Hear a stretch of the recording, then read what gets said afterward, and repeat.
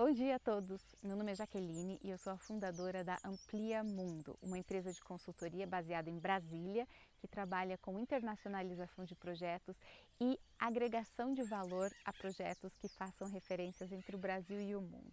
E um dos componentes centrais que a gente sempre coloca em todas as atividades que a gente desenvolve é a parte das pessoas, a sensação das pessoas, o bem-estar das pessoas.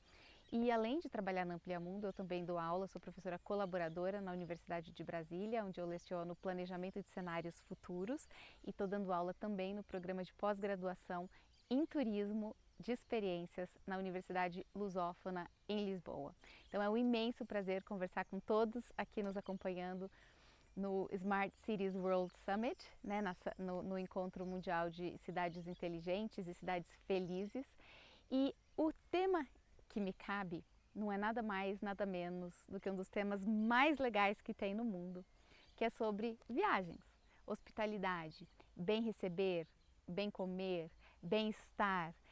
É sobre turismo de experiências que eu vou conversar com vocês. Nessa linha, três coisas que a gente sempre gosta de comentar sobre turismo de experiências. Em primeiro lugar, é sempre retomando aquela questão de que turismo é uma interação entre pessoas. Não é mais do que uma pessoa querer se encontrar com outras pessoas e ser bem recebida e vice-versa. Então, colocando as pessoas no centro de toda a questão de turismo e de toda a questão de hospitalidade, a gente desenvolve tudo que traz bem-estar, boas conexões e felicidade entre esses dois lados. Em segundo lugar, eu queria dizer que não existe, bem receber, não existe bem-estar, não existe boas sensações sem prazeres na vida, né? Claro que esses prazeres eles são variados, eles são diversos, cada um tem os seus e a gente chama isso de interesses, né? Os seus interesses. Quais são os interesses dessas pessoas que viajam e que recebem pessoas que estão, enfim, buscando algo que elas podem trocar. As experiências elas são interessantes porque elas são exatamente o ponto de conexão dos interesses em comum entre pessoas, de quaisquer partes do mundo. Um brasileiro viajando ao Vietnã, eventualmente ele vai buscar ter uma experiência sobre meios de vida, lifestyle dos vietnamitas. Ou da mesma forma, franceses vindo ao Brasil querem conhecer como vivem as pessoas na Amazônia, por exemplo. E por meio dessa troca, a gente chega no terceiro elemento que eu queria trazer aqui, que é o momento da pandemia e como é que a gente está revisitando percepções sobre encontro entre pessoas, vivido aqui os dramas, os desafios e também as oportunidades que a pandemia nos trouxe. Nesse sentido, eu quero elaborar aqui a nossa conversa sobre as oportunidades que a pandemia trouxe para todas as pessoas que moram em cidades, principalmente cidades maiores, de médio e grande porte, de buscarem uma reconexão com a natureza. Invariavelmente, essa reconexão com a natureza está muito mais próximo do que qualquer um de nós pensou ever na vida.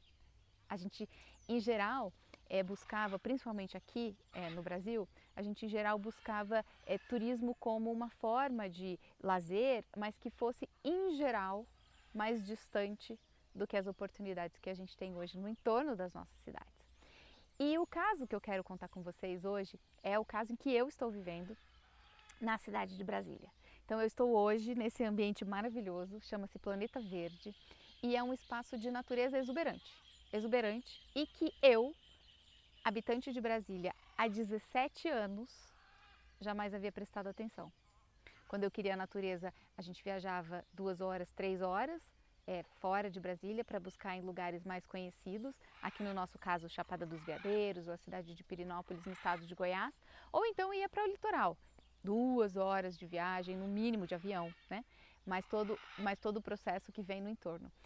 E nesse momento da pandemia, a gente parou por razões óbvias, né? E por restrições impostas a nós, habitantes de grandes cidades, paramos para refletir sobre qual é a cidade que a gente quer viver e qual é o modelo de turismo e de hospitalidade que a gente quer continuar construindo daqui para frente.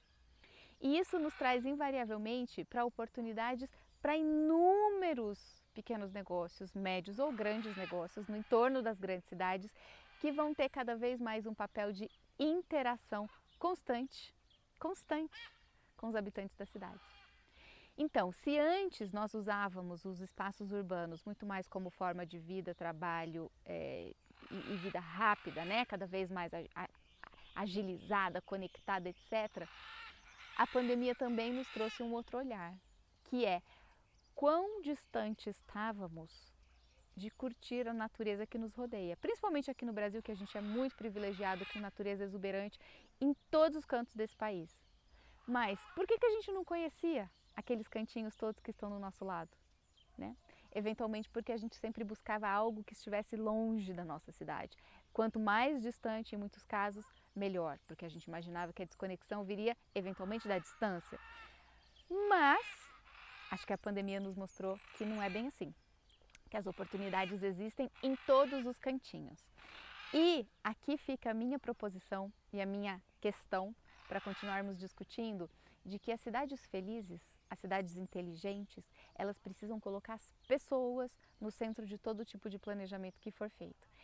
E colocando as pessoas nesse coração desse planejamento, a gente não pode jamais deixar de lado o sentimento dessas pessoas, que invariavelmente passa por essa reconexão com a natureza, essa reconexão com os cheiros, com os sabores, com as cores, com os barulhos, com os sons dos pássaros. E isso com certeza contribui para uma interação muito mais dinâmica e muito mais real entre cidades e cidades felizes e cidades inteligentes.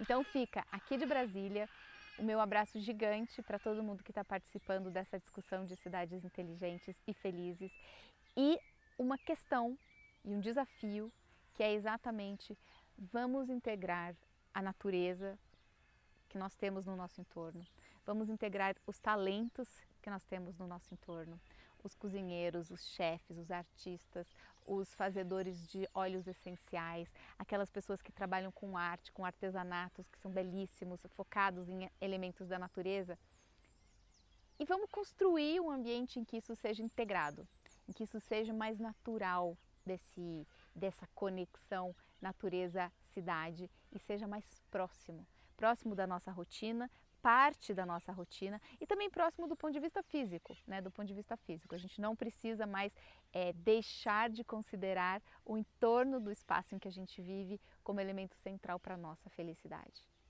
E esse é com certeza um aprendizado que a pandemia nos deixou e que eu espero a gente não deixe de considerá-lo para o planejamento das cidades no futuro. Então é isso. Turismo de experiências, conexão entre pessoas, encontro entre interesses em comum. Isso tudo no âmbito de gostos, sabores, cheiros, bem-estar e principalmente conexão com a natureza. Quando a gente coloca esses elementos todos juntos, com serviço de qualidade, claro, com serviço de qualidade, com um padrão que conecta Brasil com o exterior, a gente precisa chegar no padrão de qualidade, aquele que se busca quando se quer investir o seu tempo livre, né, o tempo de cada pessoa em algo de qualidade. A gente precisa trazer isso também para os serviços, mas é possível fazer isso, é possível. Então, comentário final, conclusão, reflexão final é: turismo de experiências tem que estar no coração de todas as cidades inteligentes e felizes daqui para frente. E a pandemia foi acelerar esse processo de que não se faz mais ou não se deve mais fazer planejamento de cidades sem considerar pessoas felizes, turismo, natureza, cheiros, sabores, gostos, artes, artistas e bons serviços. Serviços de qualidade. E claro, que gere, por fim, como consequência, uma prosperidade coletiva. Então é isso, fica a minha contribuição. Um abraço imenso a todos que nos acompanham e até a próxima.